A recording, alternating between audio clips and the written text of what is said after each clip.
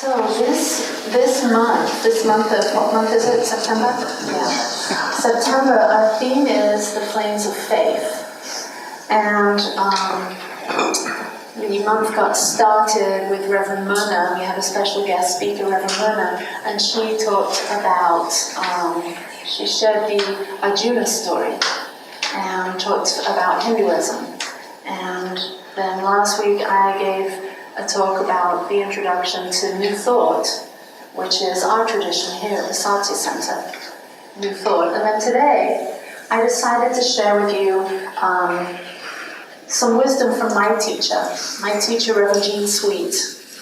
I studied with her, 20 years ago now, more than 20 years ago.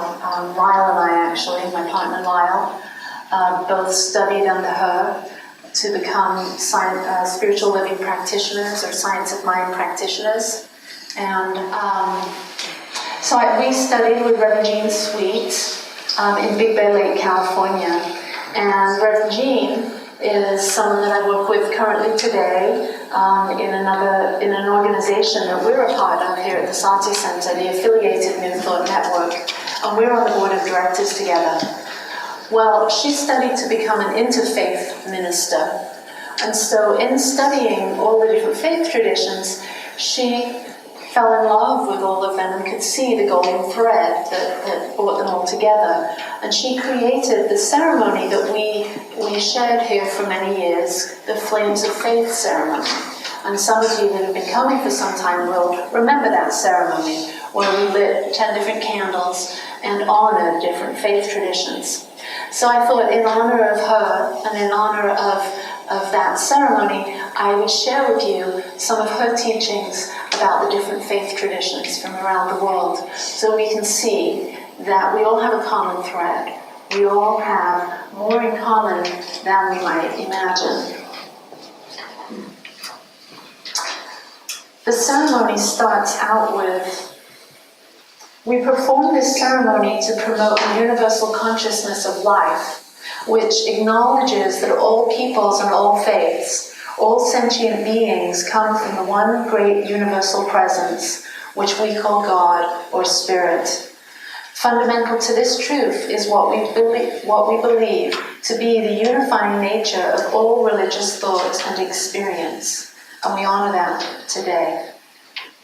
We recognize the Tao, honoring the universal path of harmony and equilibrium, the natural way. The Tao is understood through mystical Chinese writings as early as the 2nd century BCE, is the cosmic, mysterious, and ultimate supreme reality underlying all form, substance, being, and change. The Tao encompasses everything. Quoting from the book The Tao Te Ching, the Tao gives birth to all beings, nourishes them, maintains them, cares for them, comforts them, protects them, takes them back to itself, creating without possessing, acting without expecting, guiding without interfering. That is why the love of the Tao is in the very nature of things. Every being in the universe is an expression of the Tao. It springs into existence, unconscious, perfect, free. It takes on a physical body, lets circumstances complete it. That is why every being spontaneously honors the Tao. The Tao is the source of all nature, including humanity, and the Tao is the source of change. It has been used for centuries as a system of thought and a way of living that is in alignment with the natural flow and energy of life itself. Taoists believe that there is a natural way to solving problems without using force or control, by modeling one's life after the harmony of nature and focusing on simplicity and originality. The Tao leads us into a supportive and intuitive way of living without strain or resistance. Act without doing, work without effort, confront the difficult while it is still easy, accomplish the great task by a series of small acts. The master never reaches for the great, thus achieves greatness. As I'm reading this, I'm thinking, wow, I just want to soak this in. I just want to close my eye. Will someone else come and read it? And I think there's a certain power in actually reading it. There's an embodiment that happens in the listening and in the reading of it. So maybe if you're feeling that vibe, you might want to just close your eyes and drink this wisdom, this beauty, this truth in. The practitioners of Taoism today exist on all continents and include environmentalists, naturalists, libertarians, wildlife advocates, organic farmers, cooks, vegetarians, as well as scientists, teachers, and spiritual leaders. So maybe there's a little bit of the Taoist in each of us. What do you think? So every time I finish a segment, maybe we just take a moment to honor that. So let's just turn within and just recognize all of those individuals around the globe that have in the past or are currently or maybe will in the future study the Tao, the wisdom of the Tao. They say that these teachings come from the Master Lao Tzu, but they're not really certain that that's even true. So we just honor the Tao, the wisdom, the teachings, wherever it came from, this universal truth.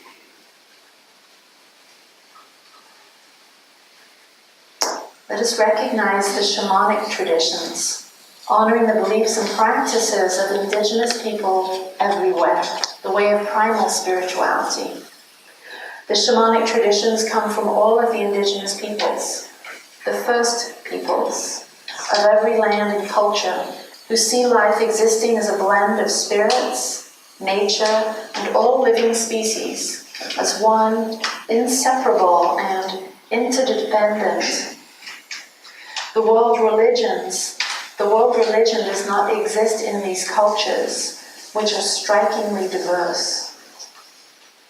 The word religion, not the world religion. The word religion does not exist in these cultures, which is strikingly diverse. Shamans have existed in every age and time, on every continent, and in every culture. There have been representations of shaman-like figures in Neolithic paintings, and there are shamans existing here today. There was a time in our very distant past when human beings lived in a more developed contact with nature, and the people and the spirit world were more gifted in seeking the spiritual realm, and over time they were respected and honored for their visionary abilities. The shamans are the leaders, the visionaries, and the problem solvers and healers, the storytellers and the teachers and guides. It seems like we've kind of stepped away from really tuning into that innate wisdom that is within all of us, our way of knowing how to live and breathe and be with our natural environment. And so maybe we can learn from these teachings, from the original ones that inhabited our world. And maybe we'll learn to be more in tune with our environment and learn how to move with the Tao as the natural way of things in our relationships, in our workplace, and with ourselves. Maybe this week you spend some time just tuning into yourself and asking your own innate wisdom, is this good for me?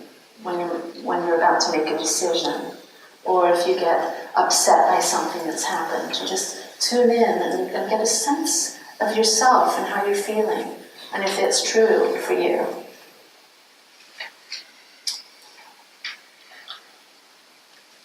Will Hartigrove grew up in the jungles of Peru, studying with shamans, and tours the world with this message: regenerate yourself with light, and then help those who have poverty of the soul. Return to the inner spirit and let it guide you. When we honor the way of primal spirituality, we are honoring a way of life that recognizes the interconnectedness of all creation respecting the fact that all life is equal. Therefore, no living thing, including our Mother Earth, should be damaged or destroyed. This spirituality is grounded by thankfulness and gratitude to the Creator for all forms of life and for all the elements that make life possible. Primal spirituality includes ceremonies and rituals, prayer, meditation, and fasting, and is practiced throughout the world on all continents today. So let's take a moment of silence as we honor all those that are practicing these ancient and very sacred ways of honoring, of creating, and respecting all life.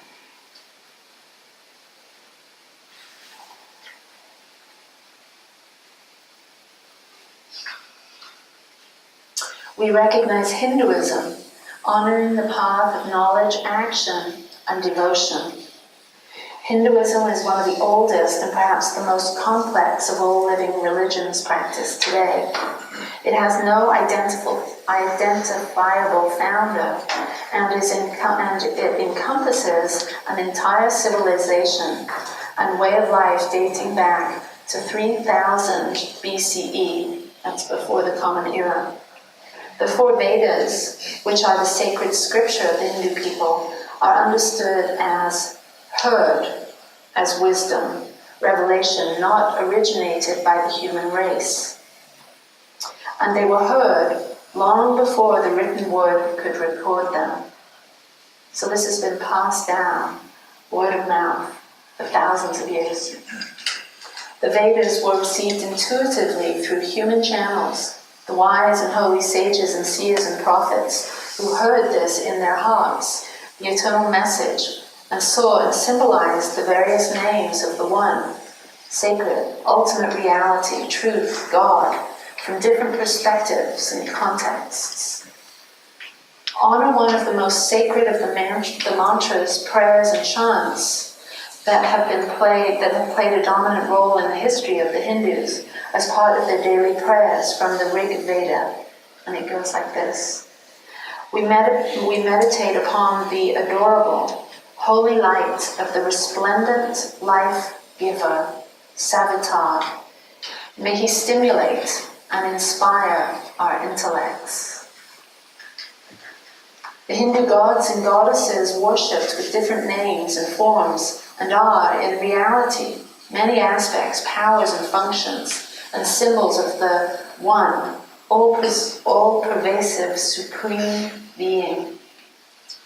When we honor Hinduism as a way of knowledge, action, and devotion, we are honoring the basic values that guide the Hindu people. Knowledge of karma as the moral and physical law of cause and effect allows the Hindu to create one's future destiny by accepting responsibility for one's own thoughts, words, deeds, both individual and collective. And I see that as a very common thread with New Thought, because at the Satya Center we also teach that our words, our thoughts, and our deeds create our reality. The Hindus believe that an individual soul reincarnates, evolving through many births and deaths, until all karmic results, both good and bad, are resolved. One can attain liberation from this cycle, even in this very lifetime, by pursuing one of the four paths to union with God.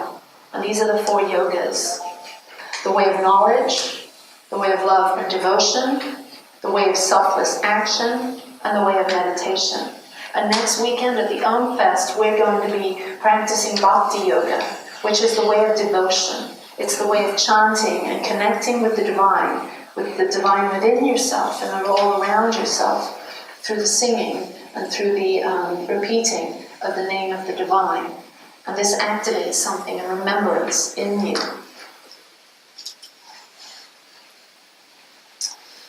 A prayer from the Vedas. May there be peace on earth, in the atmosphere and in the heavens. Peaceful be in the waters, in the herbs, in the plants. May the divine being bring us peace. Let the earth become fully auspicious. let everything be beneficial to us. What simple and sweet prayers.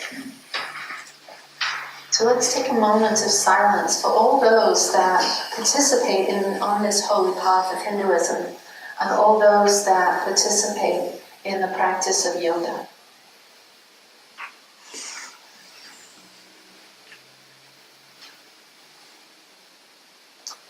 We recognize Judaism honoring the ethical path of living by sacred law. Many people are not aware that Judaism has its origins in the Middle East. It is the spiritual tradition that gave birth to Christianity and later played a role during the emergence of Islam. Judaism began 4,000 years ago among a pastoral and nomadic society, an agricultural people known as the Hebrews. The religion of the people of Israel was and is the loving and faithful covenant devotion to one God who revealed its divine teachings through the matriarchs and patriarchs, I like that, matriarchs and patriarchs, of Israel, through Moses and the prophets and the sages, whose spirituality is documented in the 22 books of the Hebrew Bible. The consciousness of the covenant between the Hebrew people and their God is clearly put into the ancient text. A good life for all through adherence to God's teachings, the Torah, and the commandments. Harmony on earth, on the individual, and on social levels, culminating in peace and well-being for all humanity. As we honor the ethical path of living by sacred law, we see that Judaism is a religion of law and deed, a way by which human beings are capable of understanding and responding to God's teachings from the Torah. Thou shalt love thy neighbor as thyself. This is the great general rule of the Torah. The beginning and the end thereof is the performance of loving kindness. And so when I hear that word loving kindness, it reminds me of Buddhism. There's a lot of emphasis in Buddhism on loving kindness, the metta meditation, the loving kindness meditation. So it seems like these early peoples maybe opened up to this universal truth and maybe downloaded some of the same ideas and feelings from their experience of connection with the divine. The basic spiritual values embedded in the Judaic consciousness centers in the universal God, creator of all existence, through the Jewish people's covenant with this divine source, practiced by a deep commitment to a religious and ethical way of life, with the universal redemption of all beings from bondage as part of their sacred obligation. The Jewish faith is practiced all over the world, and there is a firm commitment to accepting God's universal embrace, care, and love for all humanity. So let's take a moment to honor our brothers and sisters that are walking the path of Judaism.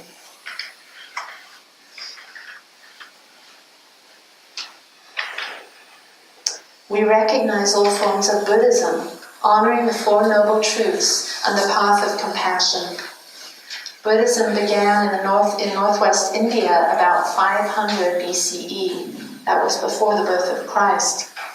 Through the teachings of the Buddha, the Enlightened One, who began his life as a royal prince and heir to the throne of his father's kingdom, Siddhartha was sheltered from seeing the reality of human life, and as the story goes, after he was exposed to the presence of old age, disease, and death, he saw a monk with a shaven head, an ochre robe, and a begging bowl. On that day, Siddhartha learned the possibility of withdrawal from the world and set off to discover the meaning of life for himself. For 6 years, Gautama, Siddhartha, concentrated on finding enlightenment through studying with various Hindu masters, ascetics, and yogis. He eventually reached enlightenment under the famous Bodhi tree in Gaya, and spent the rest of his life traveling around India, teaching his unique understanding of reality until his death at age 84. As we honor the Four Noble Truths and the path of compassion, we recognize that the teaching of the Buddha was, from the start, the middle way, the way of living which avoids any extremes in life.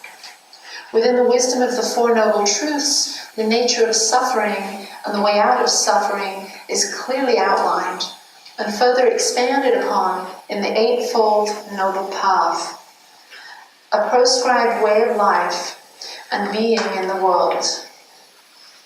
Compassion for others, for all sentient beings, is a very basic, deep value ingrained and practiced in Buddhism, modeled today by His Holiness, the 14th Dalai Lama, leader of the Tibetan Buddhist people. He says, basically, all of us are the same. I come from the East, you may come from the West. If I look at you superficially, we are different. And if I put my emphasis on that level, we grow more distant. If I look on you as my own kind, as human beings like myself, then automatically the distance is gone. We are the same, human flesh. I want happiness. You also want happiness. From that mutual recognition, we can build respect and real trust for one another. And from that, we can help each other and maybe stop the world's problems. Buddhism is a religion devoid of authority, deity, ritual, theology, and speculation, and it requires intense self-discipline. In these respects, it offers a very different perspective than the other living religions, and has been called the religion without a god. From the Dhammapada, by effort and heedfulness, discipline and self-mastery, let the wise one make for himself an island which no flood can overwhelm. It is estimated today that there are over 250 million Buddhists in the world, with at least 6 million practitioners in the United States. So let's give a moment of silence and honoring and gratitude for those that are learning and walking the path of Buddhism.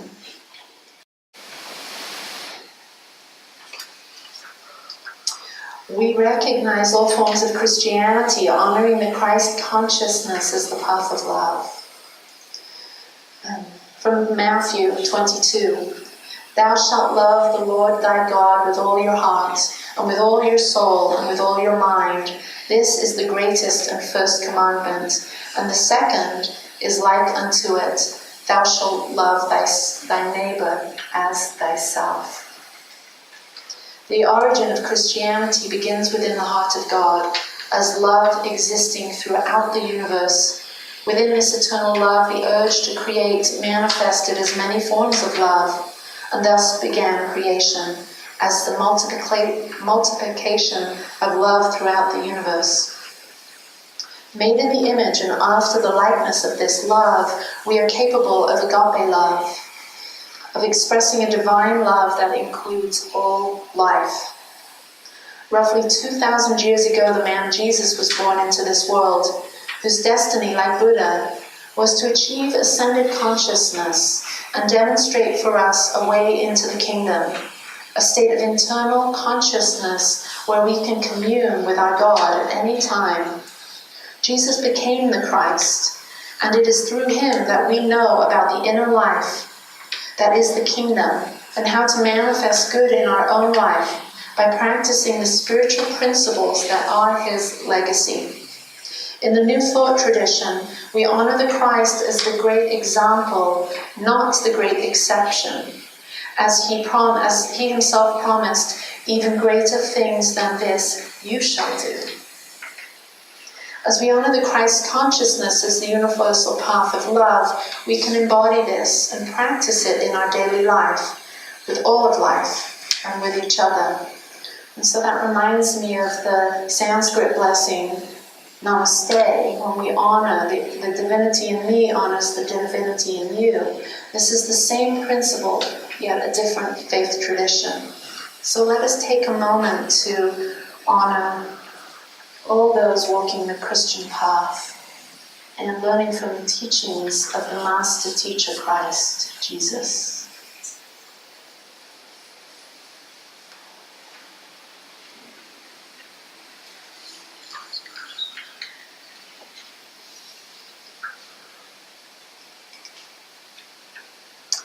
So I think we'll end there with my lesson. Very different than what I usually do. Thank you for listening to my lecture style talk today. We didn't cover all of the religions today. And luckily there's some more time left in this month to cover those. And so I'll be doing that. So I just want to lead you through a little meditative prayer so that we can tune in and find our way, our thread in this wonderful universal thread of truth that we've heard spoken of through all these different traditions. So please close your eyes. And tune in to that light inside yourself, that heart, that love that exists. The very center of your being. It's always been there. This deep sense of being.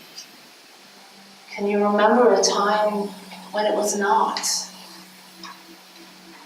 Can you remember a time when you weren't aware? You have always been aware that you are love. Love in human form for now.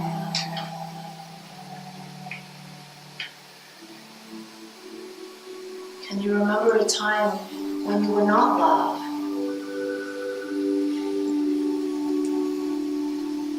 So we tune into this infinite realm, this dimensionless, timeless space of God, of reality and truth. As we fan this flame of true love within ourselves.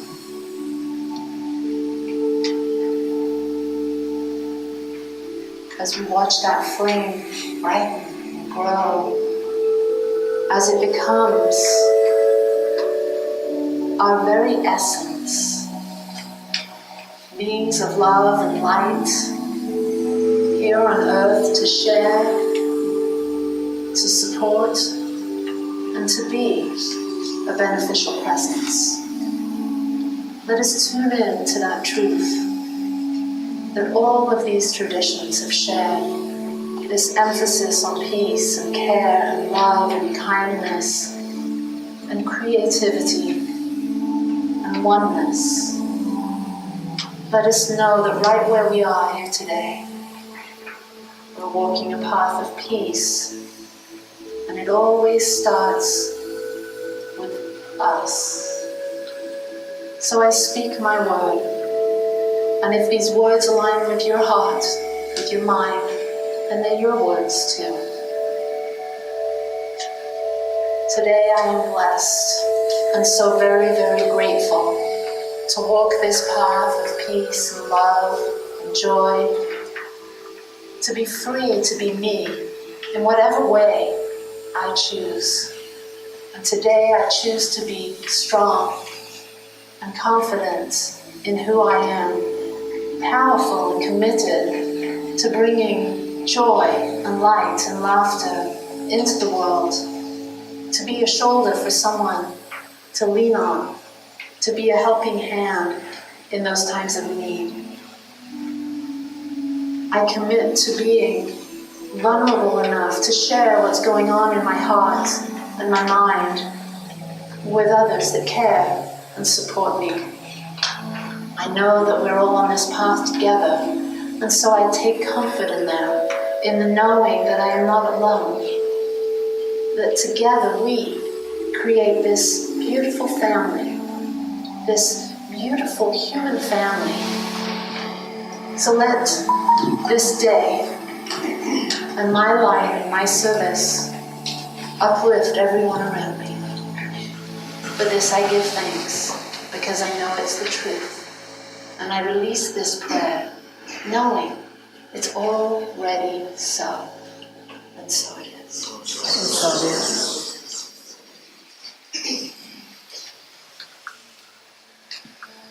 So take a breath. School is almost out. This is is a time for our offering, so I ask the ushers to come up, and I give great thanks for your generosity in supporting this spiritual community in this center, because it is through your generosity that we are able to share these powerful teachings. And yesterday was just a demonstration, having 90 people come, and only 12 of them being from the Satya community.